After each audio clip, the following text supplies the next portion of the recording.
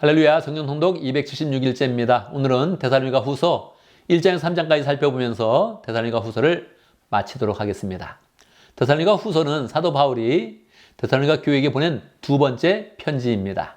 데살로니가 전서가 AD 50년경 신약 성경 중에서는 가장 먼저 기록된 그런 책인데 약 6개월과 1년 뒤에 다시 한번 데살로니가 교회에 편지를 쓰게 됩니다. 왜 그랬을까요? 데살로니가 전서에서 종말에 대한 그런 가르침을 주었는데 그들이 그것을 또 곡해하고 왜곡하여서 자꾸 이상한 그런 말들이 퍼지는 것입니다. 심지어는 종말이 온다고 하여서 일하지 않는 그런 사람들도 생긴 것입니다. 방탕하는 그런 사람들도 나왔습니다. 그래서 사도 바울은 다시 종말에 대한 가르침을 분명하게 하면서 그들의 그런 삶을 온전하게 세워주기 위해서 데살로니가 후서를 기록한 것입니다. 데살로니가 후서 1장에 보면 사도 바울은 먼저 인사와 그대 교회에 대한 그런 칭찬을 합니다. 아직 연약한 교회요, 새로 생긴 그런 교회요, 사역을 짧게 한 그런 교회니까 칭찬을 많이 했지요. 그런데 6절에 보면 여러분을 괴롭히는 자들에게는 하나님께서 그들을 괴롭힘으로 갚아주시길 원한다. 그렇게 이야기하고 있습니다. 왜 그렇습니까? 이 연약한 교회를 자꾸 잘못된 가르침으로 흔들고 있는 것입니다. 특별히 또 유대인들은 그들을 핍박하고 있는 것입니다. 이방인들이 구원을 받는다고 유대주의에 사로잡혀서 그들을 핍박하고 있으니 하나님께서 그들에게 괴로움을 주시길 원하신다 하는 그런 이야기를 하고 있는 것입니다. 왜 그럴까요? 9절에 보면 그들은 영원히 멸망받는 형벌을 받을 것이다. 그렇게 이야기하고 있습니다.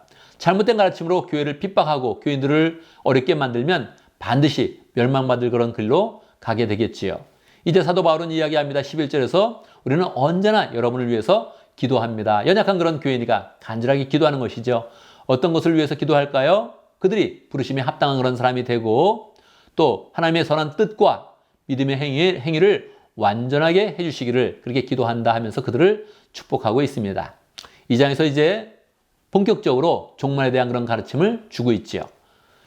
2절에 보면 여러분은 영이나 말이나 우리에게 받았다고 하는 편지를 통해서 속아서 주님의 날이 벌써 왔다고 생각해야 하는 그 마음, 그것 때문에 당황하는 그런 마음이 없어야 된다. 그렇게 이야기하고 있습니다. 지금 사도 바울이 분명히 고린도전에서 종말에 대해서 이야기를 했잖아요. 그러니까 사람들이 종말이 임박했다고 막 사람들을 그렇게 걱정시키는 그런 사람들이 생긴 것입니다. 자기가 성령을 받았네, 예언을 받았네 하면서 자꾸 종말이 임했다고 이야기하는 것입니다. 그래서 그것이 아니다는 것을 명확하게 이야기하죠. 그럼 아니면 어떻게 되는 것입니까? 종말이 없어지는 것입니까? 그럴 수는 없죠. 종말은 반드시 있는데 정말 종말이 오기 전에 징조가 있다는 것입니다. 어떤 그런 징조가 있을까요? 사도 바울은 두 가지를 이야기합니다. 첫 번째는 사람들이 믿음을 배반하는 일이 생긴다. 배도하는 일이 생긴다. 그래서 하나님 믿던 그런 사람들이 잘못되는 그런 일이 생기고 두 번째는 중요한 것은 적그리스도가 나타난다는 것입니다. 3절에 보면 그날이 오기 전에 먼저 믿음을 배반하는 일이 생기고 불법자 곧 멸망의 자식이 나타날 것이다. 이 멸망의 자식, 불법자가 적그리스도를 이야기하는 것입니다. 그 불법자의 나타남은 사탄의 작용에 따른 것인데 즉 사탄에 의해서 불법자가 나타나서 적그리스도가 나타나서 그가 능력을 행하면서 사람들을 막 미혹시키는 것입니다. 사람들을 속이는 것입니다. 그러니 그 속아 넘어가지 말고 15절 형제자매 여러분 든든히 서서 우리의 말이나 편지로 배운 가르침, 전통을 굳게 지키십시오. 그렇게 이야기하고 있습니다. 3장에 보면 이제 선서를 마치면서 다시 그들에게 부탁하는 그런 그 말을 하고 있죠. 어떤 부탁을 할까요? 1절 주님의 말씀이 각처에 속히 퍼져서 영광스럽게 되도록 기도해 주십시오. 본인이 열심히 복음의 사역을 하고 있으니 데살로니가 전서에서 데살로니가 교회에서 말씀이 잘 이렇게 퍼져갔던 것처럼 분명하게 온 세상에 하나님의 그런 말씀이 퍼져가도록 기도해 주십시오. 이렇게 부탁을 하는 것입니다. 또한 2절에 보면 우리가 심술 굳은 악한 사람들에게서 벗어나도록 기도해 주십시오. 데살로니가 교회 사람들도 핍박을 받고 있었는데 사도 바울도 계속 복음의 그런 사역을 하면서 핍박을 받고 있는 것입니다. 우리를 위해서 기도해 주십시오. 그렇게 이야기하는 것이죠. 6절에 보면 무절제하게 살고 우리의 가르침대로 따르지 않는 사람들 사는 모든 신도를 멀리하십시오. 그렇게 이야기하고 있습니다. 무절제했다는 것은 왜 무절제합니까? 종말이 오니까 세상 끝난다 이제 즐길 거 마음대로 즐기고 막 살자 이런 사람들이 생긴 것입니다. 그러니 무절제한 사람들을 좀 멀리해야 된다. 그렇게 이야기하고 있습니다. 왜 그렇습니까?